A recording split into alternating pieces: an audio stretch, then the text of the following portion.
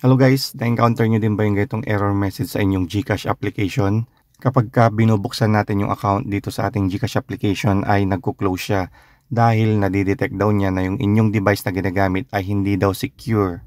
Kaya sa episode na ito, ipapakita namin yung mga paraan or method na ginawa namin para mabuksan natin itong ating GCash account.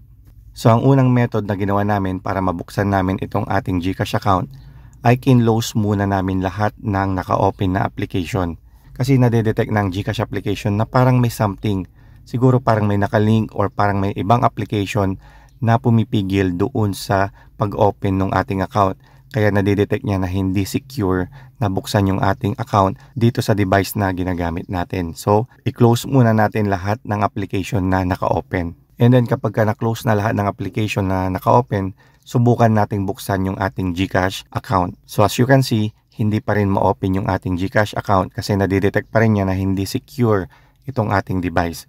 Ngayon, ang pangalawang method na gagawin natin ay bubuksan natin yung antivirus ng ating device. Depende yan kung meron kayong built-in antivirus or meron kayong third-party antivirus na in-install sa inyong cellphone. Buksan natin ito at mag-perform tayo ng scan. Bakit? Kasi baka merong malware or virus na nadidetect itong GCash application dito sa ating device kaya hindi niya inaalaw na mabuksan itong ating GCash account dito sa device na ginagamit natin.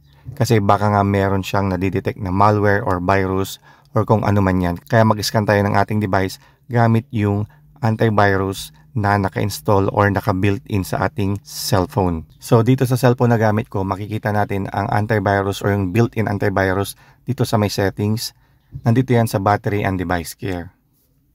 And then dito sa device protection, ayan, so sabi naman niya dito is no threats found. Pero mag-perform pa rin tayo ng scan kasi para sigurado tayo. So pindutin lang natin tong scan phone. Ayan, so ini-scan niya na lahat ng application at files dito sa ating device. So hintayin lang natin matapos yung kanyang pag-scan. Okay, so pagkatapos niya mag-scan, subukan na natin buksan yung ating GCash account. Ayan, so kung mapapansin nyo, nabuksan na natin yung ating GCash account dito sa GCash application na to at dito sa device na ito. Tingin ko nakatulong yung pag-scan natin dito sa ating cellphone nung antivirus na gamit natin. Okay, kung sakaling hindi pa rin mag-open doon sa unang method at pangalawang method yung inyong GCash account, subukan yung i-uninstall at i-install ulit yung GCash application. Okay, so sana nakatulong ang video na to. Bye!